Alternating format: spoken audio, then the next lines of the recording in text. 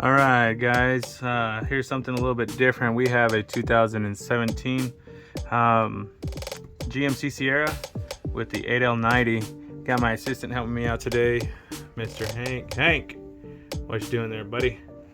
Anywho, we just put this lift up outside not too long ago, haven't enclosed it, so anywho, this is to fix the temp sensor issue that these 8L90s have. This is about the third one that we replaced. There are a few different harnesses on these. I believe there's 4 different revisions of it. Luckily, we had one of the easier ones that is a 2-piece. So these, you just, the 2-piece, it's kind of self-explanatory. It's made of 2 pieces. And it's kind of set up like so. We basically just have to disengage this connector, plug it, disconnect all this. There's 4 clips or 3 clips, one right there, one right here, and then another over here. Unplug all your connections and she's ready to go. If you get one of the unlucky ones, I'm not sure which year it is, it's a single piece. It's all one solid harness that you have to drop the valve body to replace.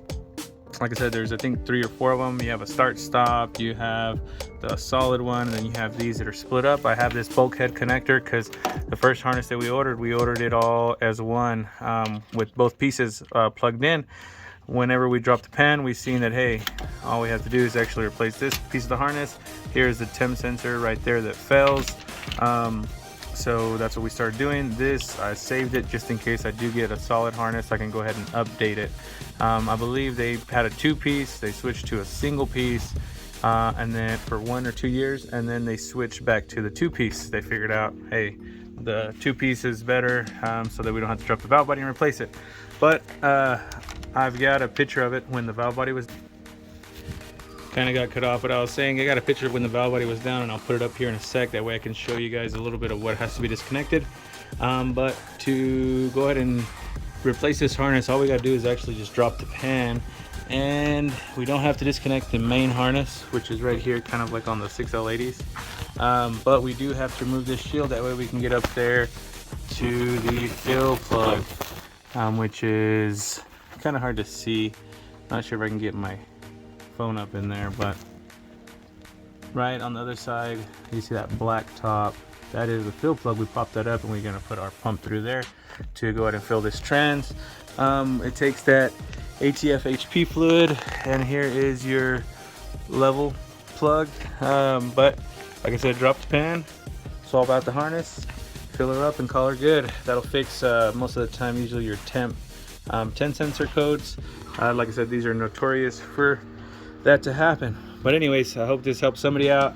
I will post the link in the part number in the comments down below, or in the description, for only the single side of the harness that you actually do need, if you're lucky and you have to just replace that. The first harness that I bought, which was with this connector, was $250 on eBay. I've got a part number that works with this one. This one is I think it's a 10 pin right here.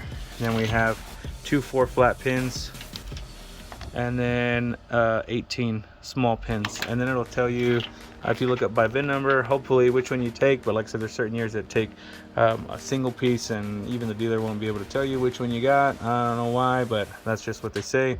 This harness with the temp sensor,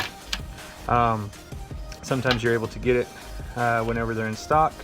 Like I said, I paid $250 for both of those at one point when they were hard to get a hold of.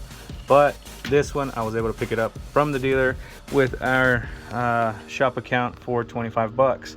So you better believe I'm gonna go ahead and buy about 10 of these guys, throw them on the shelf.